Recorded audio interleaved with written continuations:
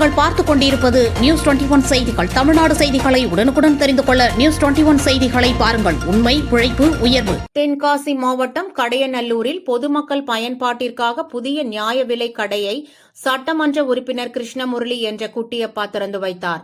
தென்காசி மாவட்டம் கடையநல்லூர் குமந்தாரபுரம் பகுதியில் நகர்மன்ற 1வது வார்டு அமைந்துள்ளது. இங்கு பொதுமக்களின் நீண்டகால கோரிக்கையை ஏற்று அதன் அடிப்படையில் கடையநல்லூர் சட்டமன்ற உறுப்பினர் கிருஷ்ணமுரளி என்ற குட்டியப்பாவின் தொகுதி மேம்பாட்டு நிதியில் புதியதாக நியாய விலை கடை அமைக்கப்பட்டு கடையின் திறப்பு விழா நடைபெற்றது.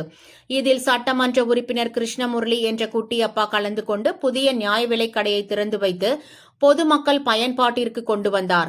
இந்த நிகழ்ச்சியில் 1வது வார்டு நகர்மன்ற உறுப்பினர் ரேவதி பாலீஸ்வரன் மற்றும் அப்பகுதியைச் சேர்ந்த பொதுமக்கள், அரசியல் கட்சி நிர்வாகிகள் என ஏராளமானோர் கலந்து கொண்டனர். நியூஸ் 21 செய்திகளுக்காக தென்காசி மாவட்ட செய்தியாளர் கோதர் ஷா.